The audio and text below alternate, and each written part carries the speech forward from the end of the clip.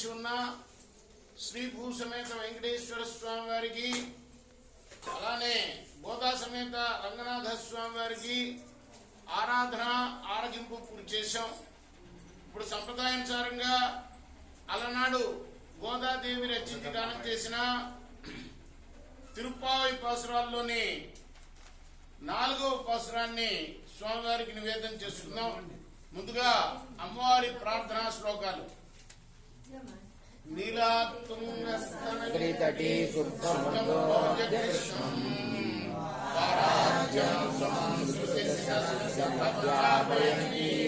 స్వాదిష్టాయాం సజనిగలితం యావలాకృత్య భుంక్తే తస్మై నమైదమిదం భూయైవాస్తు భూయః. శతమతమణిమాలా చారుకల్లారహస్త స్తనభరణ వినాయీ సాంద్రవాత్సల్య సింధుః సభిరా కృష్ణనాథ గోదా విష్ణుమిత్రాత్మజా. కర్కటే పూర్వపాల్గుణ్యాం తులసీ కారణోద్భవాం విశ్వం హరాం గోదాం వందే శ్రీరంజనాయకీ. తిరువడిగలై శరణం.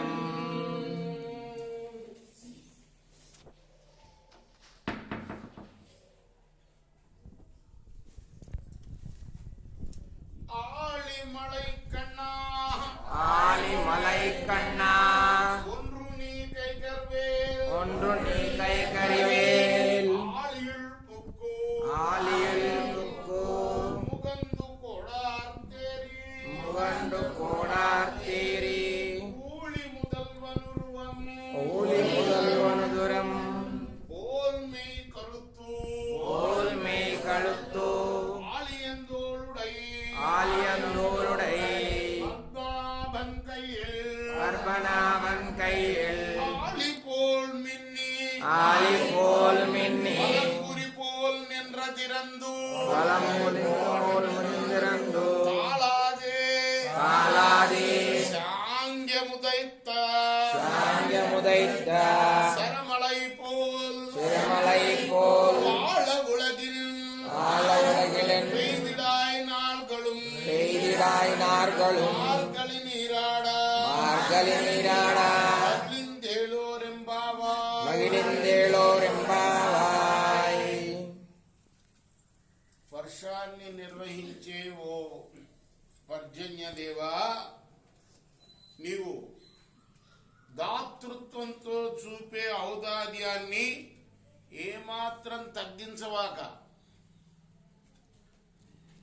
ఏం చేస్తావంటే నువ్వు సముద్ర మధ్యంలోకి పోయి ఆ సముద్ర జలాన్ని మొత్తాన్ని తాగేసేయి.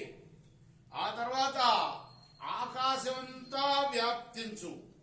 అలా వ్యాపించి సర్వ జగత్కారణభూతుడైన శ్రీమన్నారాయణుడి యొక్క దివ్య మంగళ విగ్రహంలాగా శ్యామల మూర్తి, శ్యామలం అంటే నల్లగా అన్నమాట, నల్లగా మారిపోయి నల్లటి మేఘం బాగా కురుస్తుంది, నల్లగా మారిపోయి ఆ తర్వాత ఆ పద్మనాభుడి యొక్క విశాల సుందర బాహుయుగళిలో దక్షిణ బాహునందలి చక్రంలాగా ధళధళ మెరువు. ఆ తర్వాత ఏం చేస్తావు, ఆయన చేతిలో ఉండే శంఖంలాగా పెద్దగా ఉరుము. ముందు మెరుపు, తర్వాత ఉరుము.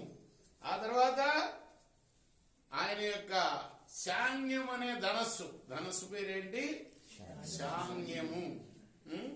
శాంగ్యం అనే ధనస్సు నుండి విడిచిన బాణంలాగా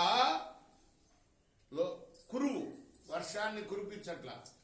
ఆయన బాణాల వర్షం ఎలా కురిపిస్తాడో అలా నువ్వు వర్షాన్ని కురిపించు మాకు. అలా చేసావంటే లోకమంతా సుఖంగా ఉంటుంది, మేము కూడా సంతోషంతో మార్గశీర్ష స్నానం చేస్తాము అని ఈ పాసురానికి అర్థం. అండాల్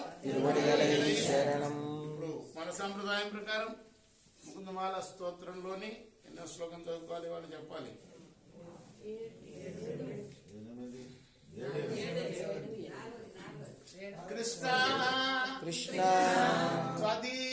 త్వదీయ పద పంకజ మంజరాంత మజ్జైవ మే విశతు మానస రాజహంసః.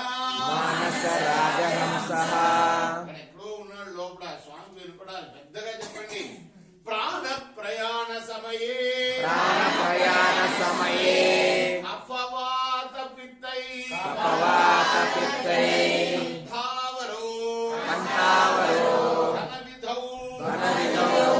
మరణం కుతస్తే. బాగా తెలిసిన పండితులందరూ కూడా ముకుందమాలలో ఇది చాలా ముఖ్యమైన శ్లోకం అంటారు. ఓ కృష్ణ, నా మనస్సు అనే రాజహంస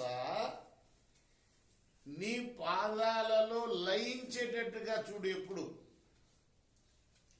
ఈ శరీరం నుండి అట్లా లయించకపోయిందనుకో, అంటే ఎప్పుడు అతుక్కుపోయేలాగా చూడు. నా మనస్సు నీ పాదాల మీద ఎప్పుడు ఎల్లప్పుడూ ప్రతి క్షణం కూడా నీ మనస్సు నీ పాదాలతోటి అతుక్కుపోయేటట్టుగా చేసావంటే ఈ శరీరం నుండి ప్రాణాలు వెళ్ళిపోయే సమయంలో కూడా అప్పుడు ఏమవుతుంది?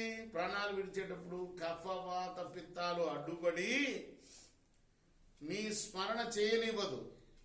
ఇప్పటి నుంచే కనుక నువ్వు అలా చేసావనుకో, ప్రతి క్షణము నీ పాదాల మీద నా మనసు ఉండేటట్టుగా నువ్వు అనుగ్రహించావనుకో, అప్పుడు కూడా ఉంటుంది. అప్పుడు కూడా వాటి మీద ధ్యాస లేకుండా నీ మీద ధ్యాస ఉంటుంది. ఏమవుతుంది అప్పుడు? నీ మీద ధ్యాస ఉంటే శాస్త్రాలన్నీ ఏం చెప్తాయి? చనిపోయేటప్పుడు ఏ ధ్యాస ఉంటే అదే కలుగుతుంది జన్మ. ఏం జన్మ కలుగుతుంది? నీలో కలవటమే. నీవుగా మారిపోతానే, నీలో కలిసిపోతాను అంటే మోక్షం లభిస్తుంది అని ఈ శ్లోకానికి చాలా గొప్ప శ్లోకం ఇదని పండితులు చెప్తారన్నమాట. కరచరణ చింతయామి హరిమేవ సంతతం మంద సితాననాంబుజం నందగోపతనయం పరాత్పరం నారదాది ముని బృందవందితం.